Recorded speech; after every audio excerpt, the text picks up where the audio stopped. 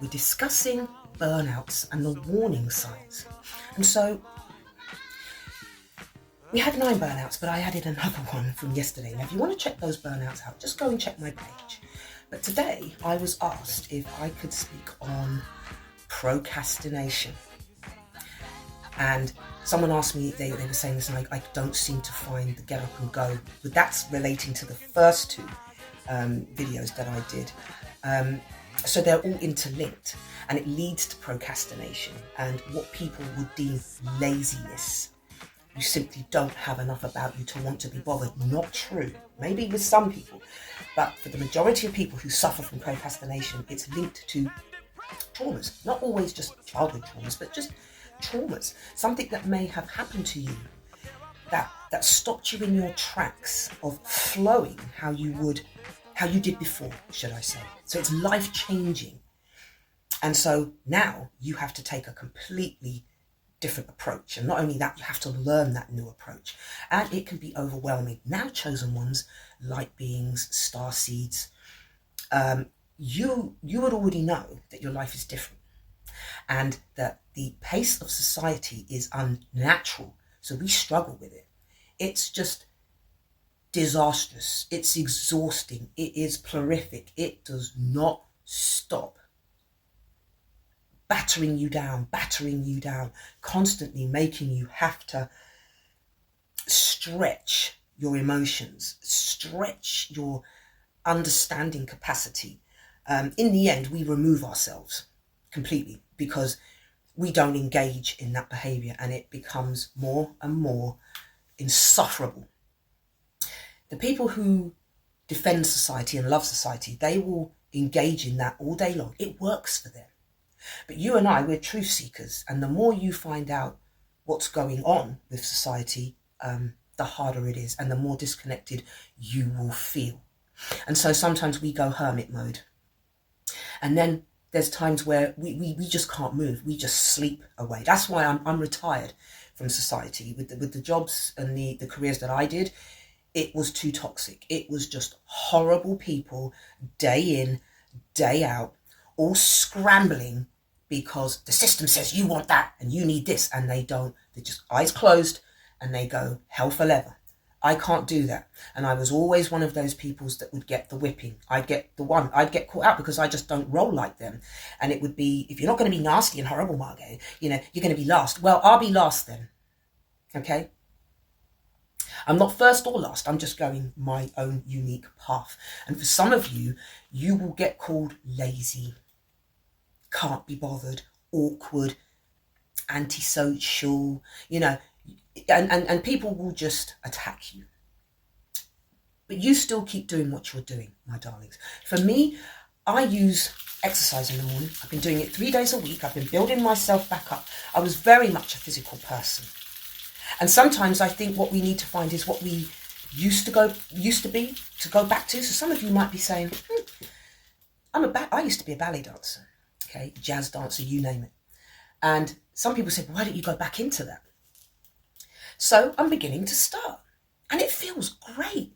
I'll have to be a bit more cautious because, I'm in my 50s and my feet aren't like they used to be. So I contracted plantar fasciitis. For anyone that doesn't know what that is, it's fluid on the bones. And so every time you walk, you're in pain. It hurts. So you have to completely adjust your life. So when I used to teach aerobics, I had to stop that.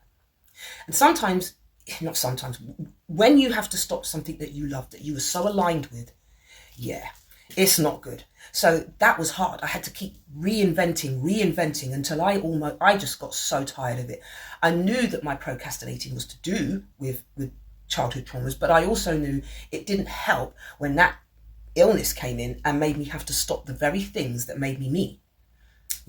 Of course, I still have my music, I still sing, but it's finding something that's personalized for you, that you remember, that just brings that great feeling amongst all this misery, So I cocooned myself, and at the moment I'm doing, I'm hibernating, and and rejection is protection as far as I'm concerned.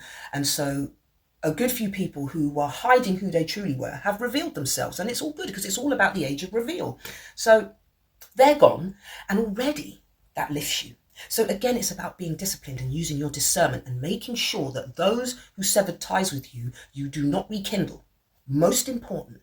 Number 2, do not be hard on yourself when you are procrastinating. You are healing. Your body is regenerating and it's telling you, just give me a moment. But you will align back with yourself. You absolutely wholeheartedly will. So for me, I'm just getting into my new routine, and I just do a little bit of that, and I can fling them backwards. I can do all sorts of maneuvers with them, and it just makes me feel great. Not only do you keep in shape, but it's just that internal feeling when you get out that aggression, you get out that anxiety, and it's all in a productive way. Because there's nothing worse than feeling bad and then going out and infecting other people with that shit. Who does that? Too many people. So find out what makes you tick, right? Something that you used to do that you didn't know before, but you'd like to get back into. But you might have to just tweak it a little bit because we weren't the age we were before. However, you can get back. You can find yourself again. And if you want to join me, just say, yeah, I'll join you, Marks. 10 minutes, 3 days a week. It doesn't take a lot. But this is my way of being able to help myself release the negative, okay? So even though I rebuke back the spirit energy, I still felt I needed to get it off me physically. I don't know about you, but a couple of people I've had to rebuke their intentions, their spite, their disregard.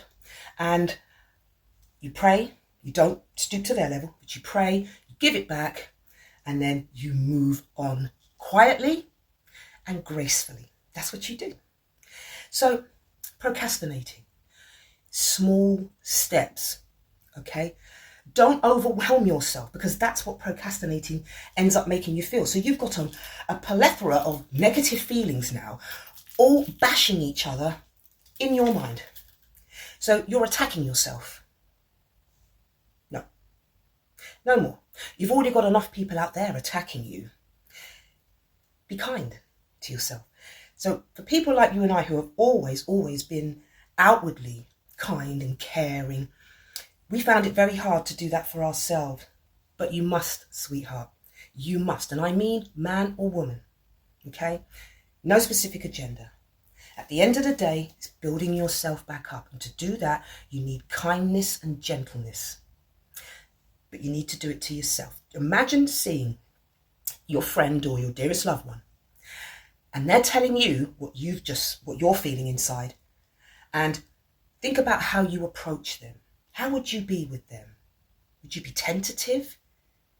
Yeah, you would. So do that with yourself, my sweethearts. Procrastination, it's a sign to tell you you've got to kick back. You're being way too hard on yourself. You're not being lazy. Look into what it is that may have happened from your past or recently that may have triggered that again, and give yourself a break, okay? Don't allow yourself to get overwhelmed. Just one day at a time.